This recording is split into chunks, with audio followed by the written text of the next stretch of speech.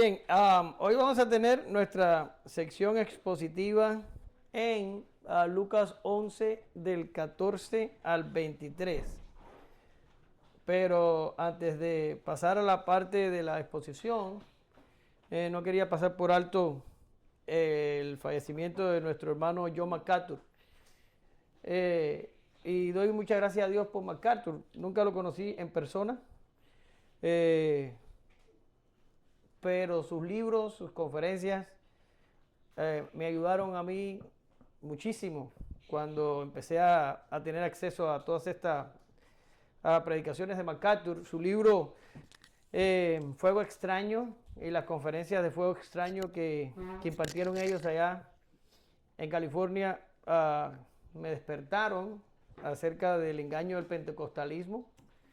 Aunque yo tenía una doctrina calvinista cuando salí de Cuba, todavía tenía muchas cosas del pentecostalismo que pensaba que eran buenas y que están tremendamente erróneas, sobre todo la doctrina del Espíritu Santo y las obras que los pentecostales dicen que el Espíritu Santo es el que lo hace, y sabemos que esto es una actividad blasfema y que el Espíritu Santo de Dios no hace estas cosas. Y toda la liturgia, y todo lo que es la forma en que hacen los cultos, este lío de dar profecías y palabras a la gente cuando sabemos que la Biblia es todo lo que nosotros necesitamos. Esto está en total oposición a principios de la Reforma como la sola Escritura. Si la Biblia es la única, no tiene que venir un profeta a decirme nada en estos tiempos. Bien, todas estas cosas me las enseñó MacArthur y sus libros. Ahí tengo muchos libros de MacArthur, tengo su teología sistemática, su Biblia de estudio, pero el libro que más me ayudó fue Fuego Extraño. Era lo que yo necesitaba para terminar de deshacerme de toda esa superstición. Y le doy gracias a Dios por MacArthur, por sus enseñanzas, por su fidelidad. Es difícil llegar a viejo y que no tengan nada de que te acusen, ¿verdad? Por lo menos estoy refiriéndome a estos pecados sexuales y estos escándalos que muchas veces están en ambos lados del espectro religioso. Lo mismo le pasa a los apóstoles que a los buenos, ya de eso sabemos. Pero MacArthur estuvo fiel hasta el final, dio testimonio hasta el final, hizo una obra que ha afectado a muchos para bien, y ojalá que Dios nos dé la valentía de MacArthur para defender la fe donde quiera que estemos y bajo las circunstancias que estemos. Yo creo que vienen tiempos oscuros para el mundo y para nuestro país. Los buenos se mueren y los malos quedan, y tenemos que ser valientes. Amén. Bien, dicho esto, hoy vamos a estar viendo otro tema que está fuerte. El que no es conmigo, contra mí es. Eso lo dijo Cristo. El que no es conmigo, contra mí es. Vamos a leer el texto áureo en Juan 3, del 19 al 21. Y esta es la condenación: que la luz vino al mundo y los hombres amaron más las tinieblas que la luz, porque sus obras eran malas. Porque todo aquel que hace lo malo aborrece la luz y no viene a la luz para que sus obras no sean reprendidas. Mas el que practica la verdad viene a la luz para que sea manifiesto que sus obras son hechas en Dios. Te damos gracias, Señor, en esta mañana por tu amor, por tu verdad, por tu palabra, y gracias por Cristo.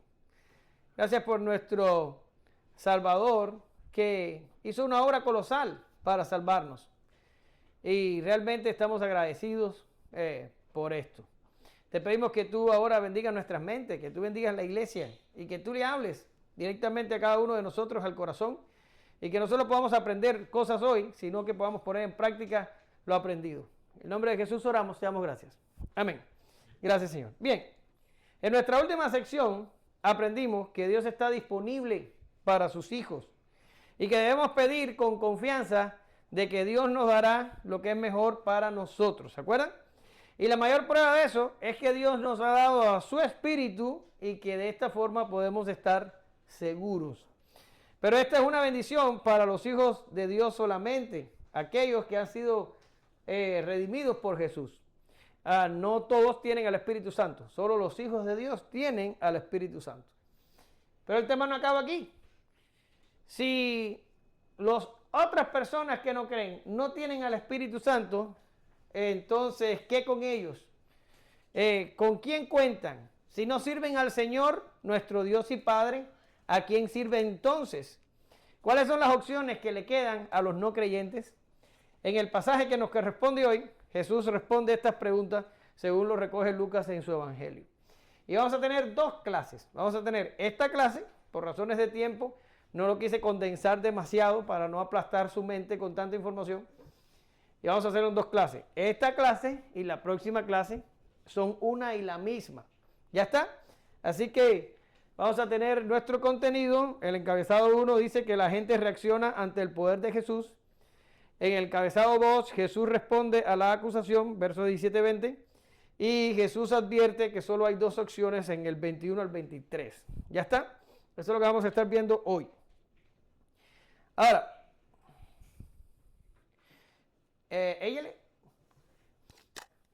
acuérdate que estés pendiente del video, no hace que se apague. Por favor. Estaba Jesús echando fuera un demonio que era mudo, y aconteció que, salido el demonio, el mudo habló, y la gente se maravilló. Pero algunos de ellos decían: por Belcebú, príncipe de los demonios, echa fuera a los demonios. Otros, para tentarle, le pedían señal del cielo. Muy bien, gracias. Si quieres, pásale el micrófono, por favor, a Alex, para que ya Alex lo tenga ahí para la próxima aventura. ¿Ya está? Bien, lo primero que tenemos que hacer aquí es relacionarnos con el contexto. Yo sé que ustedes vienen conmigo toda esta travesía, pero como tenemos una semana de por medio, puede que se les olvide. ¿Cómo terminamos la clase pasada? Bueno, la clase pasada estuvimos hablando de las garantías que tenemos cuando oramos. Y estuvimos hablando de que la mayor garantía, la magna promesa de Dios en el Nuevo Testamento es que Dios nos va a dar el Espíritu Santo a los que le pidamos el Espíritu Santo. ¿Ya? Quiere decir, los creyentes tienen al Espíritu Santo. Tenemos a Dios disponible para pedir y sabemos que Él va a contestar nuestras oraciones. ¿Ya? Pero dicho esto, Lucas inmediatamente dice, bueno, pues si le trajeron un endemoniado que tenía la persona muda, ¿verdad? E incluso Mateo, ahorita les voy a estar hablando de los paralelos, Mateo dice que también estaba ciego, pero no vamos a entrar ahí de momento. Pero cuando usted de momento dice, bueno, estábamos hablando del Padre Nuestro y estábamos hablando de que Dios le da el Espíritu a los que se lo pidan, y de momento salta Lucas y habla, y le trajeron un endemoniado, y tú te quedas así como quien dice, ¿qué está pasando aquí? Hubo un cambio brusco de la conversación. En realidad no. En realidad no hubo un cambio brusco de la conversación, porque el énfasis de todo este pasaje que ya les dije, hoy vamos a tener la primera parte y la clase que viene vamos a tener la segunda parte, llega hasta el versículo 36, hoy nada más vamos a llegar hasta el 23. ¿Qué les decía? Todo este pasaje no tiene que ver con el endemoniado, ni tiene que ver con el reino de Satanás en sí, sino que todas estas cosas dan pie a un discurso de Jesús que tiene que ver con las dos opciones que tienen las personas en este mundo. Y les estoy dando un spoiler, ya si les digo esto que les voy a decir a continuación, ya se pueden ir o pueden pasar a comer y ya no necesitan el resto del mensaje, porque ya les voy a dar la respuesta ahora mismo. Y después lo que les voy a dar son explicaciones. Pero bueno, vamos a hacerlo así de todas formas. O tú sirves a Dios o tú sirves a Satanás. O tú estás con Dios o tú estás con el diablo. O el Señor tuyo es el Dios verdadero o el Señor tuyo es Satanás. Esas son las únicas dos opciones que tenemos en esta vida. Y tú vas a decir, no, pero yo tengo un familiar mío que es bueno y maravilloso. Lo único que le falta es a Jesús. ¿Ha oído usted esta expresión? Bueno, ese familiar bueno y maravilloso es un siervo de Satanás. Y sirve al reino de Satanás. Y está cautivo por Satanás. Y su Dios es Satanás. O al menos Jesús lo dice así. Jesús nos da cabida en este discurso para que tengamos una tercera opción. Y es impresionante. Yo a veces me impacto de la severidad del discurso de Cristo. Porque es un discurso que no te deja pasivo. No puedes como decir, ¿para dónde voy? No, te pone en las disyuntivas de tomar una decisión. Un hombre que dice, yo soy la luz. Un hombre que dice, yo soy el buen pastor. Un hombre que habla como Jesús y que te dice, el que no está conmigo contra mí es, o es Dios o está totalmente desquiciado. No te da tiempo a pensar que es un maestro ni que es un profeta. Ningún profeta habló así. Ningún maestro habla así. Jesús te dice, o estás conmigo o estás contra mí. No hay más opciones. O estás conmigo o eres de Satanás. No hay más opciones. Y esto es lo que el Señor va a empezar a explicar, según Lucas nos lo relata, y es lo que vamos a estar hablando en todas estas dos clases. Pero básicamente, ese es el asunto. La conexión con los versos anteriores es que los versos anteriores terminan con el Espíritu Santo en los creyentes, pero ahora Jesús pasa a explicar que los que no son creyentes sirven al reino de Satanás. Esa es la explicación del contexto. Ahora, ¿qué del exorcismo? Bueno, el exorcismo es nada del otro mundo. Le trae una persona, les decía ahorita que está en Mateo y también está en Marcos. En los 3 sinópticos aparece este exorcismo. En Mateo está, a ver, perdón, que lo tengo en la pizarra, mírenlo ahí. En Mateo 12, del 22 al 32, y en Marcos está en Marcos 3, del 22 al 30. En nada del otro mundo. Le traen la persona y Jesús le saca el demonio. Inmediatamente el demonio sale, la persona ya comienza a hablar, y dice Mateo que comienza a también ver. ¿Ya está? Ahora, la forma en la que Lucas trata este exorcismo, la forma escueta en que lo menciona, la poca cantidad de detalles que nos da, nos hace entender que este no es el tema principal aquí. Esto fue como la carga detonante, lo que propició el discurso de Jesús, pero en realidad no es la parte fundamental de la sección. Pero una cosa sí es importante del exorcismo, y no es el exorcismo en sí. Ya estamos acostumbrados, ya hemos visto a Jesús hacer estas cosas, pero lo que sí es importante aquí es la reacción de la multitud, la reacción de la gente, ¿ya? Y le tengo aquí que la gente reaccionó de 3 maneras diferentes. Una gente, dice el texto, que se maravilló. Yo diría que una parte de la multitud que estaba allí se maravilló cuando vio que el demonio salió y que la persona pudo hablar y pudo ver. ¿Ya está? Esa es la primera reacción. Y por esa reacción no nos vamos a preocupar. Jesús no la aborda, Jesús no agarra lucha con ella. Me imagino que es una reacción natural cuando tú ves una cosa así, a maravillarte. ¿Ya está? Y en otros momentos hemos visto a Pedro pasando por esto. ¿Se acuerdan cuando le dijo, aparte de mí, Señor, soy un hombre pecador? Y cosas así. También cuando calmó la tempestad en el mar, vimos cómo la gente se maravillaba y hasta sentía temor de la presencia del Señor. Bien, esto es normal. Me imagino que es una reacción natural a este tipo de cosas. Sin embargo, las dos que nos interesan es la segunda y la tercera. La calumnia y la incredulidad. En esta clase vamos a hablar de la calumnia. En la clase que viene vamos a hablar de la incredulidad.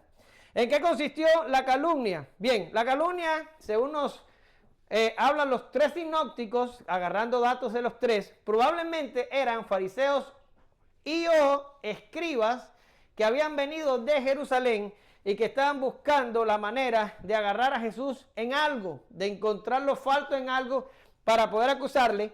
Y esta gente fueron los que empezaron a calumniar diciendo de que el poder que Jesús usaba para expulsar demonios era el poder de Belcebú. ¿Ya está? Ahora, esta calumnia, esta aseveración de estas personas no era algo abierto, no era algo que lo vieron hacer la cosa y le acusaron y le dijeron, no, tú, no. Se lo comentaban a la gente, se lo decían a la gente. El pasaje da la impresión de que Jesús, y no es que da la impresión, es que el pasaje lo dice a sí mismo. Jesús conocía el corazón de ellos y lo que estaban pensando, y Jesús entonces les dice la ilustración que a continuación vamos a ver. ¿Qué quiere decir? Ellos no lo estaban diciendo abiertamente, pero solapadamente lo pensaban y lo decían, de que Jesús usaba el poder de Belcebú para expulsar demonios.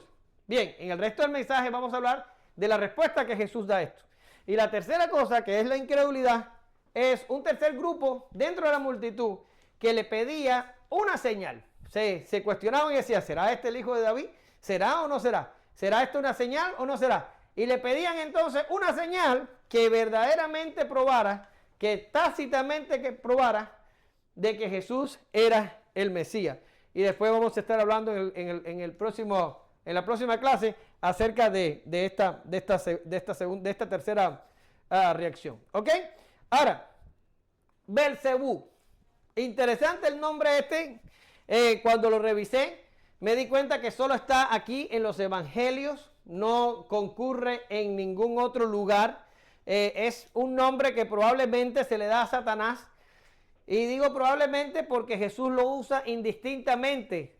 Jesús usa en la explicación que da, usa el nombre Belcebú, pero también usa el nombre Satanás y parece ser que los usa indistintamente. Lo más parecido que encontré a Belcebú fue un texto en 2 de Reyes 1:2.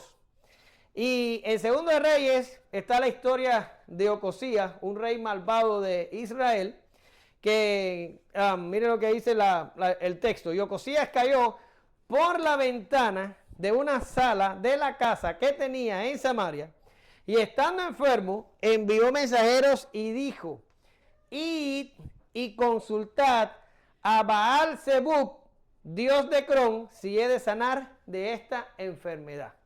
Y esto, si usted lo mira, Baal-Zebub puede ser el nombre que dio origen después a la forma Belcebú. Es simplemente una suposición, pero es una suposición que puede ser realmente buena. Ahora, Baal-Zebub significa señor de las moscas, ¿verdad? Y es una posible alteración despectiva de Baal-Zebul con L, que significa Baal el príncipe. Si usted quiere saber más de Baal, búsquelo después. Baal era un dios pagano que adoraban las naciones vecinas de los tiempos de cuando Josué entró a la tierra y la conquistó, los tiempos de David y los tiempos posteriores a David. Baal era una deidad pagana que adoraban las naciones vecinas, que debieron haber sido eliminadas, pero no fue así. ¿Ya está? Por tanto, Baal-Zebul, que significa Baal el príncipe, los judíos o los israelitas, para burlarse de esta deidad pagana, de este dios falso, en vez de decirle Baal el príncipe, le decían el señor de las moscas, para denigrarlo, para decirle algo despectivo, y entonces le llamaban Baal-Zebub, con B de la B, de barco. ¿Ya está? Ahora, a lo mejor de aquí viene el nombre Belcebú que estamos viendo aquí en los evangelios. Y me dio trabajo tratar de armar todo este muñeco, porque realmente no encontré mucha información al respecto. Pero eso es todo lo que les puedo decir sobre Belcebú. Parece que es un nombre que se le daba a Satanás, donde se identifica como príncipe de las legiones de demonios. ¿Ya está? Ahora, esto no es importante aquí, porque si bien Jesús no corrige a sus detractores, quiere decir, Jesús toma de que Satanás también puede ser llamado Belcebú y que posiblemente es príncipe de sus legiones de demonios y todas estas cosas, el Señor no se los corrige a sus acusadores, pero el Señor lo que sí hace es contrarrestar la acusación de que Él estaba usando el poder de Satanás para expulsar demonios. ¿Por qué? ¿Por qué el Señor no invierte más tiempo aquí? Porque realmente es un aspecto secundario. Y cuando estoy hablando de un aspecto secundario, hay muchos en estos días que les fascina dar rienda suelta a la imaginación y empezar a imaginar cosas, ¿verdad? Del reino espiritual. Y empiezan a inventar cosas y a sacar cosas que la Biblia no dice para inventarse todo un drama con el problema del reino espiritual. Sin embargo, vemos aquí a Jesús que Él no le dedicó demasiado tiempo a esto. Y cuando analizamos el Nuevo Testamento, es poca la información que recibimos acerca del reino espiritual. No sabemos mucho. Y lo mismo pasa con los ángeles. No sabemos mucho del reino angelical, aunque yo creo que de los ángeles sabemos un poquito más. Ahora, ¿por qué le digo esto? Porque hay gente fascinado con esto y con la guerra espiritual y con el reprender al diablo y atar los demonios y no sé qué, atar y desatar y toda esta locura que es moderna ahora y que a la gente le fascina. Miren, hermano, la respuesta más fácil que da la Biblia para resistir la obra del diablo es someterte a Dios. Lo dice así mismo, someteos a Dios, resistir al diablo y él huirá de vosotros. Por tanto, a nosotros no nos interesa el diablo. Nosotros no vamos tras el diablo, no lo perseguimos, no formamos lío. Lo de nosotros es obedecer a Dios. Lo de nosotros es resistir a la tentación, resistir a sus insinuaciones, resistir a sus recomendaciones y obedecer a Dios. Y cuando Él vea que no puede hacer nada, pues entonces Él se va, como hizo con Jesús cuando le tentó. ¿Verdad? Eso es todo lo que a nosotros nos preocupa acerca del diablo. El diablo no tiene parte ni suerte con nosotros y no es un asunto importante para nosotros. El asunto importante aquí es obedecer a Dios, someternos a Dios. Ahora, no estamos negando que de verdad hay una guerra espiritual y que de verdad el diablo quiere destruirnos y que de verdad el diablo puede en algunos momentos por la soberanía de Dios y por el plan de Dios hacer ciertas cosas. Pero de ahí para allá el diablo no tiene poder sobre nosotros, ningún poder. No puede meterse a hacer cosas por su cuenta. Él, como han dicho otros en otro momento, es un perro atado con cadena, ¿verdad? Yo soy repartidor yo he sido repartidor de todo, de Uber, de Amazon, de Walmart y de todo. Y cuando llegamos a una casa y el perro está atado con cadena, no nos preocupa. Cuando está suelto, sí es un problema. Pero si está atado con una cadena, usted entra y deja su paquete, porque usted sabe que ese no se va a salir de ahí. Exactamente así mismo pasa con Satanás. Por tanto, el Señor aquí no se centra en eso. Él está interesado en la gente. ¿Y por qué digo que está interesado en la gente? Porque el Señor enseguida empieza a explicar que si tú no eres de Cristo y tienes el Espíritu Santo, entonces tú eres un cautivo por Satanás y sus secuaces. Y eso es lo que el Señor empieza a explicar. Por tanto, la gente es lo importante aquí. El Señor sabía que tenía que soportar los ataques del diablo, pero su énfasis, o sea, el énfasis del Señor está en libertar a la gente del poder de Satanás, libertar a los cautivos, traerlos a la libertad desde el reino de Satanás. Esto lo sabemos desde el principio del ministerio de Jesús. Desde el principio del ministerio de Jesús. Cuando Él llegó a aquella, ya esto lo vimos, cuando Él llegó a aquella sinagoga de Nazaret, agarró el rollo, ¿y qué fue lo que leyó? Dijo, el Espíritu del Señor está sobre mí, por cuanto me ungió para dar buenas nuevas a los pobres, me ha enviado a sanar a los quebrantados de corazón. ¿Qué viene ahora? A pregonar libertad a los cautivos y vista a los ciegos. ¿Qué viene ahora? A poner en libertad a los oprimidos y a predicar el año agradable del Señor. Esto es una profecía de Isaías. El Señor devolvió el rollo y les dijo a los que le estaban oyendo, hoy se ha cumplido esa profecía delante de vosotros. Ustedes saben cómo eso terminó. Casi que tiran al Señor por un barranco, querían deshacerse de Él. Ya está. Ahora, lo que tenemos aquí es que el trabajo de Jesús es sacar la gente cautiva del reino de Satanás, o por lo menos los que son escogidos, y traerlos a su reino. Ese es básicamente el trabajo de Dios. Ya está, y vuelvo a repetirlo, es trabajo de Dios, no nuestro.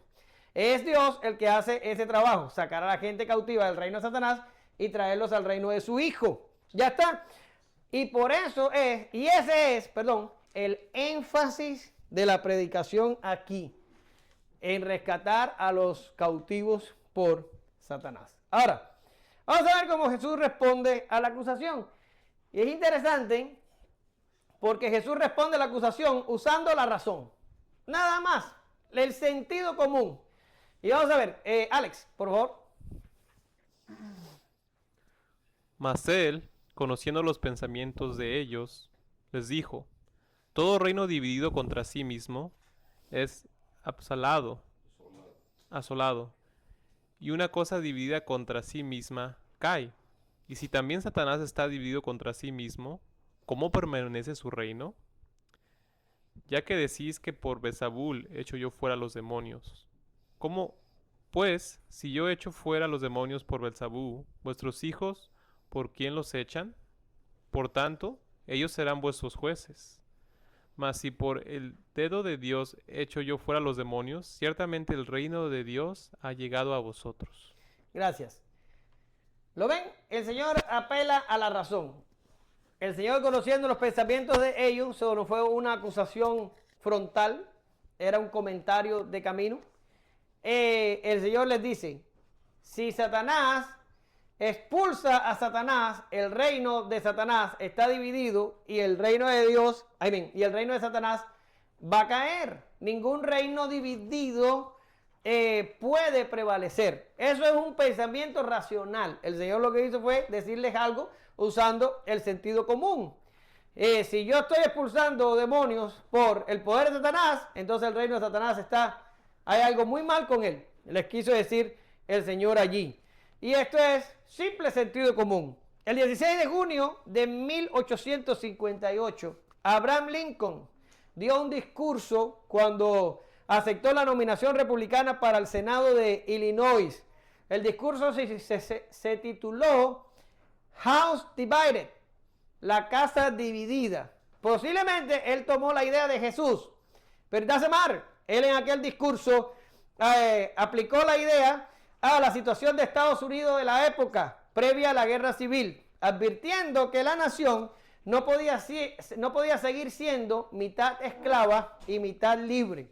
Él creía que el país, si continuaba dividido por el tema de la esclavitud, no podría perdurar.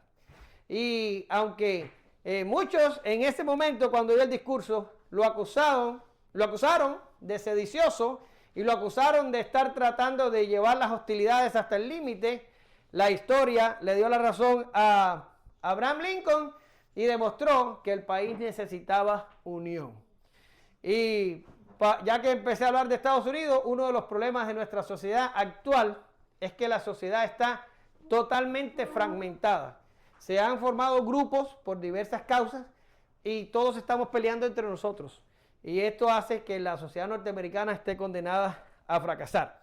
Pero volviendo al tema de Jesús, Jesús usa más bien el sentido común para decirle a sus detractores, yo no puedo estar echando a Satanás por Satanás, porque los reinos que se dividen no perduran. Pero Jesús le hace una pregunta más interesante todavía, y Jesús le dice, pero ven acá, si yo echo a los demonios por Satanás, entonces ¿por quién echan los demonios vuestros hijos? Y esta frase aquí, vuestros hijos, es interesante porque no sabemos bien a qué se refirió el Señor. Hay dos respuestas posibles acerca de qué se está refiriendo. La primera respuesta es algunos discípulos de los fariseos que pudieron haber hecho algún exorcismo en algún momento, en circunstancias especiales, quién sabe. Yo lo veo poco probable. Y la otra respuesta que dan es que vuestros hijos, aquí se está refiriendo al grupo de discípulos, que ya ustedes estudiaron eso conmigo, que anteriormente habían salido a una corta misión, ¿se acuerdan? Por las ciudades de Galilea y habían estado predicando el reino, sanando gente y también expulsando demonios. Si se acuerdan, cuando ellos regresaron de la misión, ellos regresaron entusiasmados y le dijeron, Señor, aún los demonios se nos sujetan en tu nombre. Y entonces el Señor le dice aquella famosa frase que también vimos ya en clases anteriores, no se gocen porque los demonios se les sujetan, gócense porque vuestros nombres están escritos en los cielos. ¿Se acuerdan? Pero ahora Jesús le dice, si ellos en mi nombre están haciendo expulsión de demonios, entonces, y yo lo hago por Satanás, entonces ¿por qué lo están haciendo ellos? Como quien dice, si ellos lo hacen en mi nombre y yo lo hago en nombre de Satanás, ¿por qué no los perseguiste a ellos primero? ¿O por qué no los atacaste a ellos cuando lo hicieron?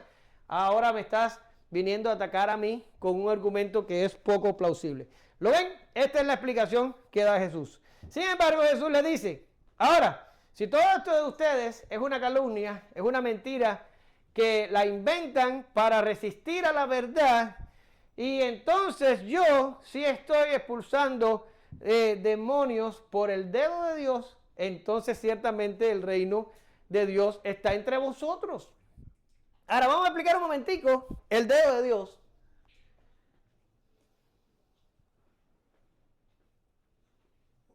el dedo de Dios, perdón, se me olvida pasar las diapositivas. El dedo de Dios, esta frase está hablando antropomórficamente y se refiere al poder de Dios. Es evidente que Dios no tiene dedos, como tampoco tiene espaldas, ni ojos, ni cuerpo. Dios no tiene nada de esto. Es una forma antropomórfica de hablar.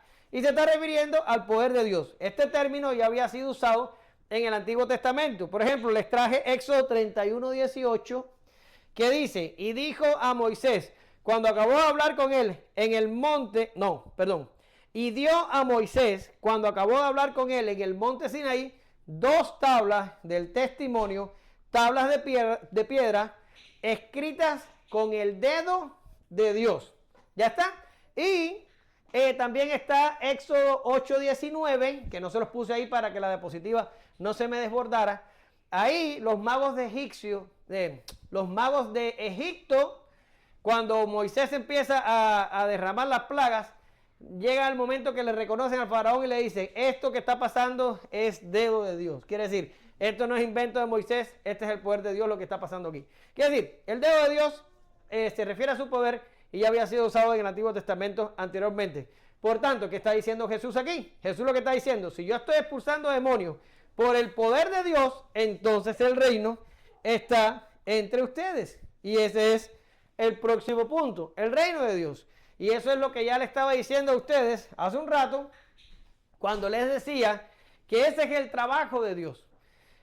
Rescatar cautivos del reino de Satanás y traerlos al reino del Hijo. Rescatar cautivos y traerlos. Eso es lo que las personas que no creen, están cautivos en el reino de Satanás. Mira lo que dice Colosenses 1:13, escucha. El cual nos ha librado de la potestad de las tinieblas y trasladado al reino de su amado Hijo. ¿Sí? Es una liberación. Usted estaba cautivo y es libertado por el poder de Dios y traído al reino de Jesús. ¿Lo ven? Ahora, una vez dicho esto, Jesús pasa a darle la estocada final. Y les habla de las 2 opciones. Pasa, Alex, el micrófono. Y leemos entonces. No, más para adelante cuando practiques un poco te vamos a dejar leer, te lo prometo. Cuando el hombre fuerte armado guarda su palacio, en paz está lo que posee. Pero cuando viene otro más fuerte que él y le vence, le quita todas sus armas en que confiaba y reparte el botín. El que no es conmigo contra mí es, y el que conmigo no recoge, desparrama. Muy bien. Esta es la estocada final del mensaje de Jesús en esta sección, respondiendo a los que le estaban calumniando. Y es sumamente impresionante. ¿Por qué razón? Porque Jesús describe la situación de Satanás. Y lo describe como un hombre fuerte que posee armas. ¿Ya está? Y ustedes me han oído anteriormente decir que en realidad Satanás no tiene un reino. Desde el punto de vista de lo que se considera un soberano, Satanás no posee soberanía. Satanás lo que tiene es un reino falso, y él es un rey falso, y él cautiva a sus súbditos con engaño y los tiene presos a la voluntad de él con la simple manipulación. Pero en realidad no posee un reino. Y aquí el Señor lo muestra como un hombre fuerte armado. Ahora, pero la seguridad de este hombre es ilusoria y su reino es falso. Nadie que tiene a otro por encima puede reclamar soberanía o dominio. Por tanto, Satanás no puede tener un reino si el reino lo tiene el Hijo. Satanás no puede reclamar soberanía si el soberano es el Dios del universo. Si usted da una simple ojeada por Job, no tiene que ir muy lejos, se va al capítulo 1 y usted va a ver cómo el diablo, él no puede hacer nada por sí mismo. ¿Ya está? Ahora, como lo decía, el diablo es un perro con cadenas. No tiene poder de sí mismo, ni autonomía, ni tiene un plan. pero aquellos que se lo permitan, los someterá y los hará sus sirvientes. Resulta irónico que muchas veces la gente rechaza la religión para supuestamente gozar de libertad y en realidad lo que hacen es caer cautivos del peor tirano de la creación. ¿Verdad? Hay mucha gente que dice, no, yo no puedo ser cristiano porque hay muchas reglas y hay muchas limitaciones y yo no puedo ser cristiano. Yo me quedo en el mundo para hacer lo que a mí me da la gana. Y la Biblia lo que dice es que están en el mundo sirviendo a Satanás y haciendo lo que Satanás quiere. Por no someterse a la ley del evangelio, se someten básicamente a la ley de Satanás. Ahora mira el texto. Segunda a Timoteo 2 del 25 al 26. Dice que con mansedumbre corrija a los que se oponen, por si quizá Dios les conceda que se arrepientan para conocer la verdad. Viene ahora y dice, y escapen del lazo del diablo en que están cautivos a voluntad de él. Pero tuve la delicadeza de buscar este pasaje en varias versiones, porque hay algunos expertos en griego que no están muy de acuerdo con esa traducción. Y por eso fui por muchas versiones, pero las versiones todas unánimemente lo traducen igual. Pues dije, bueno, pues aquí no hay caso, me voy a seguir. Pero me gustó la traducción que da la Nueva Traducción Viviente, lo dice más claro. Entonces mira lo que dice. Entonces entrarán en razón y escaparán de la trampa del diablo, pues él los ha tenido cautivos para que hagan lo que él quiere. ¿Sí? Por tanto, ¿no quieres servir a Dios? Pues vas a servir a Satanás. No hay más opciones. Esas son las opciones. O sirves a Dios o sirves a Satanás. No hay más opciones. Eso es lo que está diciendo Jesús y eso es lo que está diciendo el pasaje. No somos libres en ninguno de los dos casos. Porque si estamos con Cristo, somos siervos de Cristo y siervos de la justicia. Pero si estamos en el mundo, somos siervos de Satanás y sus deseos.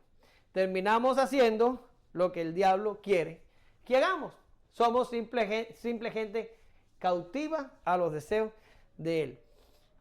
Es un reino falso, es un soberano falso, es un usurpador y un mentiroso, pero si algo sabe hacer bien en los últimos 6 años es engañar y mentir.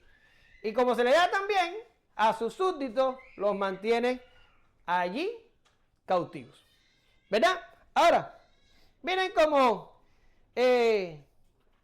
Cristo se presenta a él. Porque él habla de Satanás y dice, Satanás es un hombre fuerte, armado. Pero dice, ahora viene un hombre más fuerte. Pero note, porque es impresionante la semántica aquí, que el primer hombre es fuerte y está armado. Pero el segundo hombre, lo que dice la Biblia es un hombre más fuerte. ¿Y las armas? ¿No van a hablar de armas? No habla de armas. Es un hombre más fuerte. Hubiera dicho, es el hombre, el segundo hombre es el fuerte. Se acabó. No hay otro como él. No hay ninguno que se le parezca. No hay nadie que se le pueda acercar. Ese hombre más fuerte llega y cuando llega, el diablo tiene que huir. En la ilustración dice que llega y toma la ciudad, le quita las armas y lo despoja de sus pertenencias. Ya, eso es exactamente lo que hace Jesús cuando entra en el territorio de Satanás y liberta a los que él quiere. Los saca de allí y Satanás lo único que puede hacer es mirar y patalear. No puede hacer nada. No hay guerra, no hay lucha, no hay pelea, porque el que va a rescatar a los que están cautivos allí es el fuerte, es el Dios del universo, es el soberano, el todopoderoso. El diablo nada puede hacer allí. Y esto viene desde el Antiguo Testamento. Mira la profecía de Isaías. Este de Isaías es impresionante. Mira lo que dice Isaías. ¿Será quitado el botín al valiente? ¿Será rescatado el cautivo de un tirano? Pero así dice Jehová. Ciertamente el cautivo será rescatado del valiente y el botín será arrebatado al tirano y tu pleito yo lo defenderé. O sea, Dios, y yo salvaré a tus hijos, y a los que te despojaron haré comer sus propias carnes, y con su sangre serán embriagados con vino, como con vino. Y conocerá todo hombre que yo soy Jehová, soy salvador tuyo y redentor tuyo. ¿Qué dice ahora? El fuerte de Jacob. Quiere decir, la ilustración aquí es un hombre fuerte con armas que le llega el hombre más fuerte. Y se acabó. Y se acabó. Ahora la pregunta es, y el Señor la da, por eso hay algunos que reconocen aquí que esto es una sentencia de juicio a los que no quieren al Espíritu Santo, pero también es una forma de exhortación para que las personas piensen al respecto. Y el Señor aquí dice, inmediatamente dice esto, dice, porque el que no es conmigo, contra mí es, y el que conmigo no recoge, desparrama. ¿Qué está diciendo el Señor? El Señor está simplificando tus opciones y te está diciendo, hey, ni siquiera lo pienses, no tienes más de dos, son dos. Yo soy el camino, o te montas conmigo o estás abajo. Yo soy la única opción posible, porque la otra opción que te queda es seguir cautivo en el dominio de Satanás. Es impresionante. Ningún hombre en su sano juicio pudiera decir esto. Ninguno. Y los que han intentado decirlo han sufrido las humillaciones más grandes en la historia de los hombres.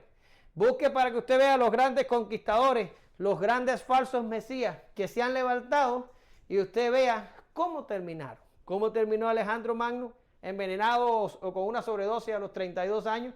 Cómo terminó Napoleón, exiliado en una isla, allá despreciado. Cómo terminó Hitler. Bueno, hay algunos que dicen que se mató antes que llegaran los rusos y otros que dicen que se murió de viejo en Argentina. ¿Quién sabrá? Pero fue destronado de su imperio. Cómo terminó Fidel Castro, odiado y despreciado, metido dentro de una piedra. Ya está.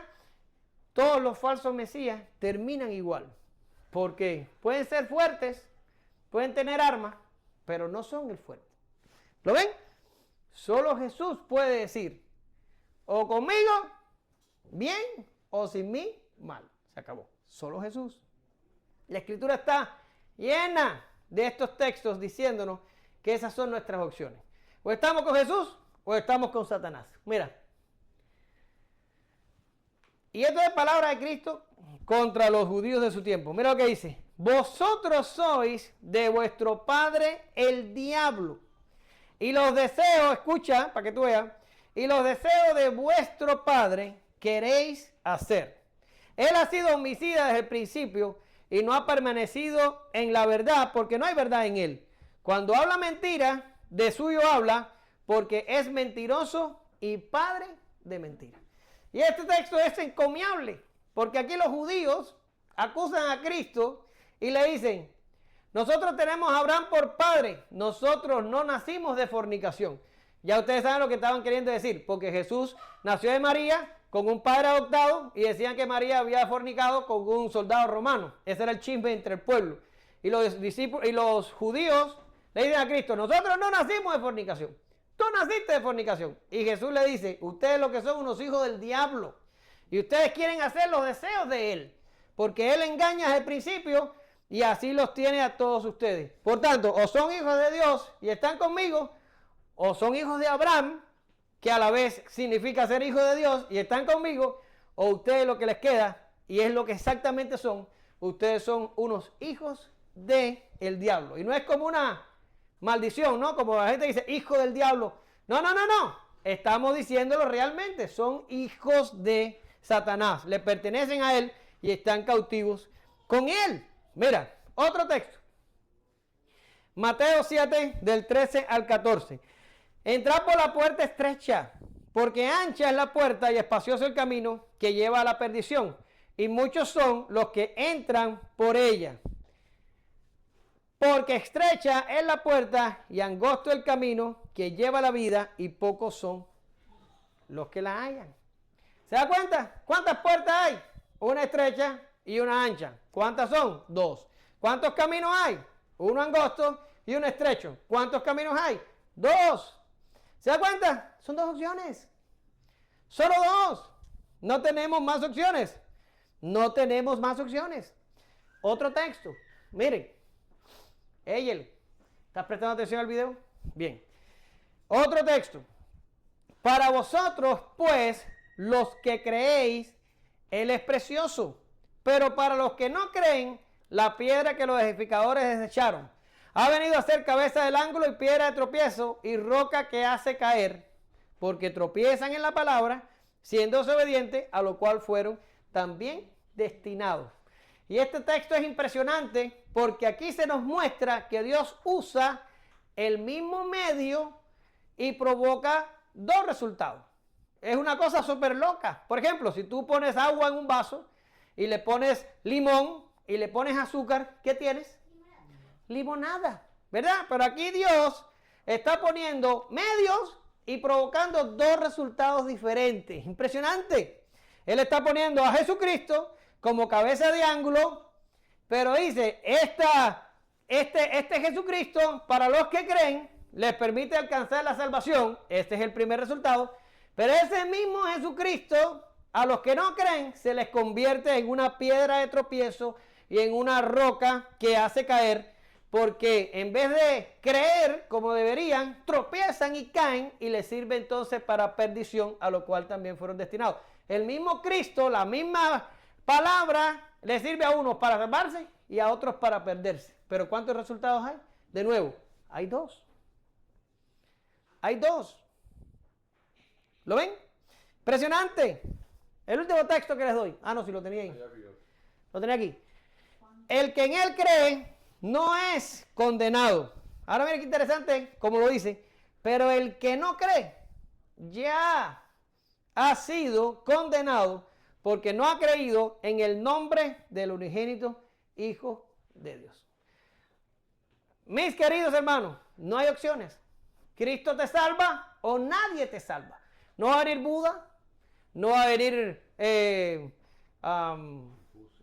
Confucio, o no va a venir, y está buscando entre los musulmanes, pero no, Mahoma, ¿verdad? Mahoma, cualquiera de esta gente desquiciada, no va a venir a salvarte. No va a venir a salvarte el marxismo cultural, no va a venir a salvarte ningún gobierno, ningún falso mesías, nadie va a venir a salvarte. Si Jesús no te salva, tú estás ya condenado. Ya, already. Tú estás ya condenado si tú no crees en el Hijo de Dios. ¿Sí? El que no está conmigo, contra mí es. Y es impresionante porque el Señor pone al segundo grupo en abierta hostilidad contra él.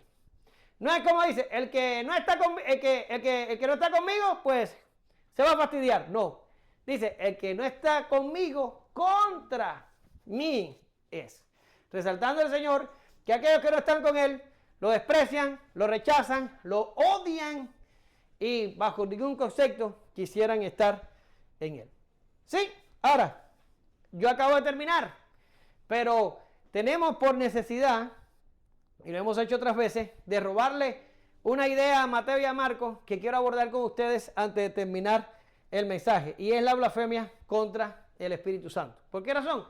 Porque si usted va a los otros dos relatos, a Mateo 12:22 y a Marcos 3:22, usted se va a dar cuenta, Lucas no lo hace, pero los otros sí, terminan hablando de la blasfemia contra el Espíritu Santo. Y miren lo que dice Mateo. Usted después en su casa puede revisar lo que dice Marcos 3:28-29. Y dice, por tanto os digo, todo pecado y blasfemia será perdonado a los hombres, mas la blasfemia contra el Espíritu no le será perdonada. A cualquiera que dijere alguna palabra contra el Hijo del Hombre, le será perdonado. Pero el que hable contra el Espíritu Santo, no le será perdonado, ni en este siglo, ni en el venidero. ¿Ya está? Ahora, tenemos que explicar qué es la blasfemia contra el Espíritu Santo. Ahora, mire, mucha gente da explicaciones sobre qué es la blasfemia contra el Espíritu Santo. Esto no es tema del mensaje, porque yo estoy en Lucas. Yo lo que les voy a dar es mi opinión. Si a usted no está cómodo con mi opinión, usted busque en la bibliografía otras opiniones. Pero yo le voy a dar la mía, para no batallar y para no tomar demasiado tiempo, lo cual no sería productivo. Ahora, ¿Qué es la blasfemia contra el Espíritu Santo? Bueno, yo respondo. Es cuando una persona está tan endurecida que resiste la invitación bondadosa del Evangelio que lo llama a arrepentimiento.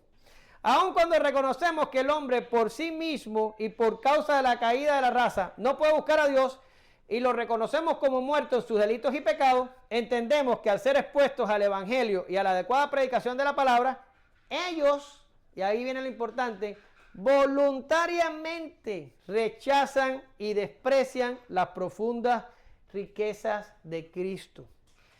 Y no lo hacen por causa de la caída, y no lo hacen por ser pecadores, y no lo hacen por ninguna otra causa, lo hacen porque aman sus tinieblas y su pecado. Eso es lo que el texto del audio del mensaje que leíamos al principio. Odian a Dios y a su ley con todo el corazón. Ahora, ¿qué pasa con esta gente? Que esta gente, cada rechazo a la invitación bondadosa para arrepentirse, cada rechazo lo endurece más. Es lo que le pasó exactamente al faraón. ¿Entienden? Es lo que le pasó exactamente al faraón. Cuando a ti te predican el evangelio, tú mismo tomas la decisión de aceptarlo o rechazarlo. Si lo aceptas, estás bien. Pero si no lo aceptas, provocas un rechazo. Pero lo que yo te estoy diciendo es que el rechazo es por causa de que amas más tu pecado, amas más tus tinieblas y odias a Dios. Y este rechazo provoca endurecimiento. Cuando se te vuelve a predicar el evangelio y te vuelves a exponer al medio y lo vuelves a rechazar, te vuelves a endurecer. Y esto va endureciéndote y endureciéndote y endureciéndote hasta que se provoca, ojalá que no diga un disparate, un callo. ¿Saben lo que es un callo? Un endurecimiento total. Ya tu sensibilidad se terminó. Y ya a ti el evangelio te entra por aquí y te sale por aquí. ¡Rum! Porque te has expuesto tantas veces y lo has rechazado que terminas blasfemando contra el Espíritu Santo. Es lo que se llama blasfemia contra el Espíritu. El Espíritu viene porque es algo que yo te lo estoy diciendo con mis palabras, pero el Espíritu también te está hablando a tu espíritu en el momento que lo hago, o que cualquier creyente lo hace. Y cuando tú amas más tu pecado, y amas más el mundo, y amas más tu oscuridad, y dices, no lo quiero, entonces eso es un rechazamiento. Y eso te endurece. Y viene de nuevo, y eso te endurece. Y viene de nuevo, hasta que el Espíritu Santo dice, se acabó, no vuelvo a ir. Y cuando el Espíritu Santo sale y dice, a ese no le vuelvo a hacer una invitación, a ti no te salva nadie. Porque el que salva es el Espíritu Santo. Él es el que convence de justicia, de pecado y de juicio. Ahora, perdón, di. Claro, sí. Lo que pasa es que yo tenía a lo mejor una idea mal, por eso quiero preguntar. Es que decían que la blasfemia contra el Espíritu Santo era atribuirle las obras de Dios al diablo. Sí, ahora yo te voy a explicar el problema de los fariseos a continuación. Pero yo te estoy explicando el pecado en sí. Y después te voy a terminar con los fariseos y te voy a explicar dónde estuvo el pecado de los fariseos. Ahora, cuando el Espíritu Santo no te hace más la invitación, espiritualmente hablando, a ti no te salva nadie. Y esa es la blasfemia contra el Espíritu Santo. Hay un texto por allá por Pedro que dice, que está hablando de los apóstoles, y dice, mejor les hubiera sido no haber conocido el camino de la verdad, que habiéndolo conocido, haberse vuelto del santo mandamiento que les fue dado. ¿Qué quiere decir? Es mejor estar en el mundo y nunca pisar una iglesia, y nunca abrir una Biblia, y nunca tener contacto con creyentes, y hacer lo que te dé la gana en el mundo, y ya después pagar tu deuda en el infierno, que exponerte a la predicación, a la administración del Espíritu Santo y a todos los santos que pasa aquí, y rechazarlo. Porque cuando eso pasa, terminas blasfemando contra el Espíritu Santo y terminas reprobado y doblemente condenado. ¿Dónde está? Y como ellos no aprobaron el tener en cuenta a Dios, Dios los entregó a una mente reprobada para hacer cosas que no convienen. Esta gente que blasfema contra el Espíritu Santo, Dios le quita la restricción de pecar y le dice, ¿no me quieres? ¿Qué es lo que tú quieres? ¿Pecado? ¿Tú quieres diablo? ¿Tú quieres mundo? Vaya, Vete ahora y saborea para que tú veas. Y ahí los ves, ¿verdad? Cambiándose de sexo como cambiándose de camisa. Son murciélagos, leones, gatos, caballos. ¿No ha visto en internet la gente que se cree caballo? Y que brinca valla y todo ese lío y que corre con 4 patas. Eso es lo que le pasa a la gente que no quiere a Dios. ¿Ah? Uno no quiere a Dios, no son criaturas de Dios, pues Dios le dice, ahora yo te voy a entregar a los animales y te vas a actuar como animales. Y no estoy siendo ofensivo, la Biblia los llama así, animales irracionales. Y así se comportan. ¿Por qué? Porque han perdido toda sensibilidad, tienen el espíritu doblemente muerto y esos son reos del infierno. Son gente que la salvación ya no les va a llegar. ¿Ya? Ahora, ¿cuál fue el caso de los fariseos? ¿Cuál es el caso de los fariseos? El caso de los fariseos es que los fariseos tienen alante a Jesús. Ahora, tenemos que entender que una cosa es Jesús antes de resucitar y una cosa Jesús es después de resucitar. Ahora es mucho peor. Pero los fariseos lo vivieron todo. Vivieron el Jesús vivo, caminando por Galilea y por toda Palestina. Vieron a Jesús en la cruz y vieron a la tumba vacía. Ellos experimentaron todo eso, mis queridos. Y ellos vieron a Jesús sanando gente, vieron a Jesús expulsando demonios, vieron a Jesús resucitando muertos. Yo te voy a preguntar, ¿quién de ustedes ha visto alguna vez a alguien resucitando un muerto? ¿Verdad? ¿Quién de ustedes ha visto a alguien devolviéndole la vista a un ciego de nacimiento? ¿O quién de ustedes ha visto a alguien haciendo las obras que Jesús hacía? No existen. Los pentecostales mienten cuando dicen que estas cosas suceden. Lo que hacen es manipular a la gente y decir que pasan cuando en realidad no pasan. Yo llevo 25, 26 años en el evangelio y ya no sé ni cuánto. Y yo nunca he visto estas cosas. ¿Ustedes las han visto? ¿De verdad? Una gente en una cama, en un cáncer terminal, se va a morir, ya está para el pip, y viene uno y le dice, levántate en el nombre de Jesucristo, y se levanta y salió. ¿Lo han visto? ¿Ustedes lo han visto? No, pero los fariseos sí lo vieron. ¿Lo vieron? ¡Lo vieron! ¿Y qué tenían que hacer? Caer como Pedro, rendido a los pies y decir, apártate de mí, Señor, soy un hombre pecador. Tú eres demasiado santo y demasiado digno para yo, un indigno pecador, estar cerca de ti. Eso es lo que tenían que hacer. ¿Por qué no lo hicieron? Porque no quisieron.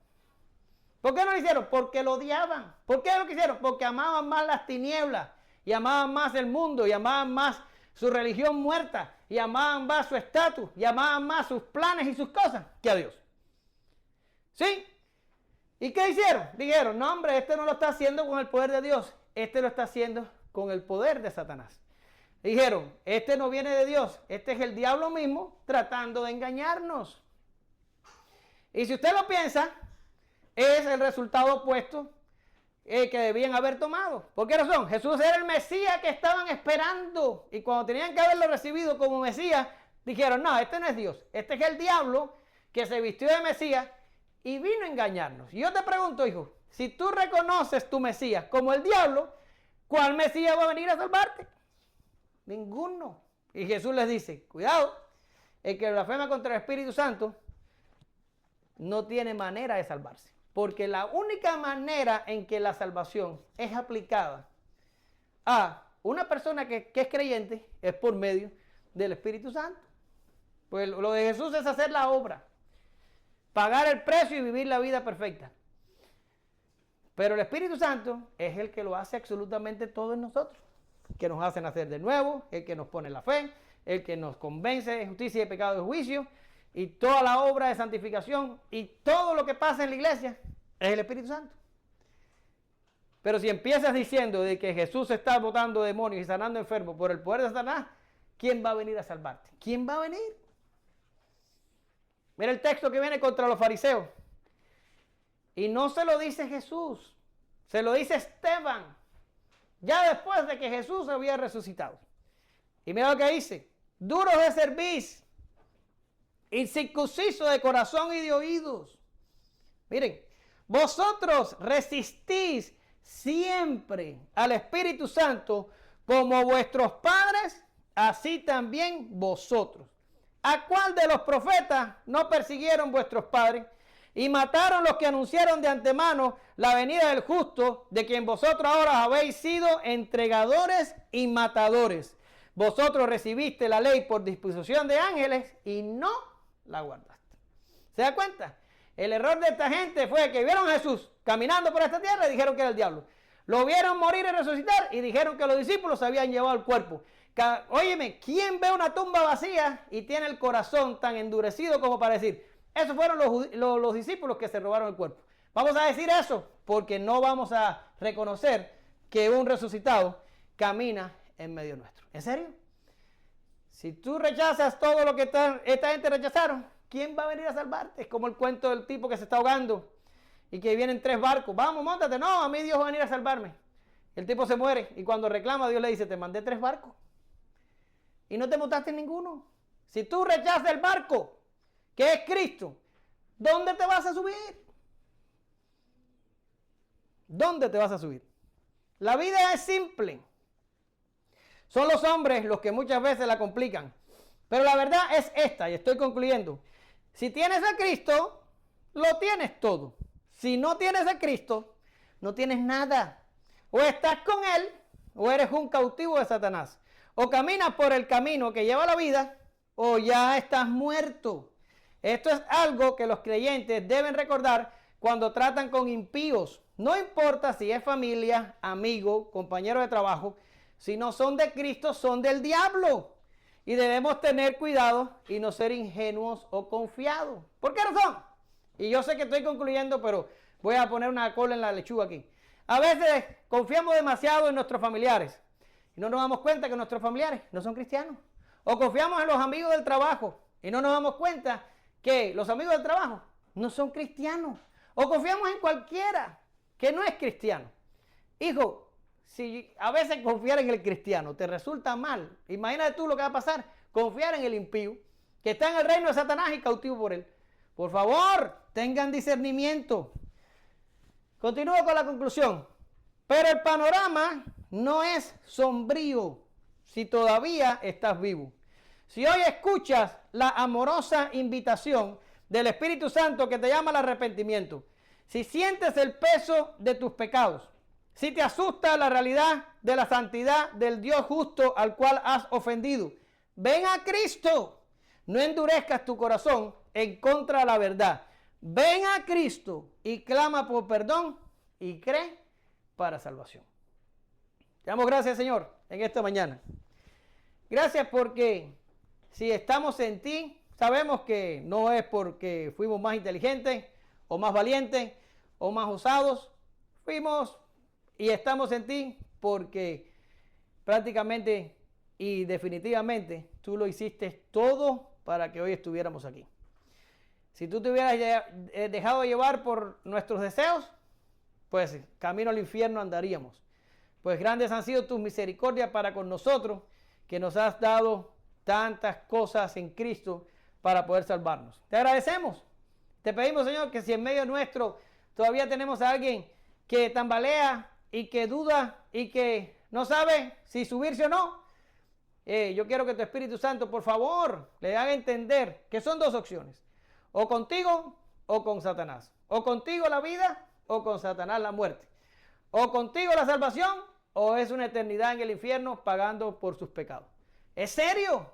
Es una cosa en la que nos estamos jugando la eternidad. Ayúdanos a ser firmes en nuestras decisiones.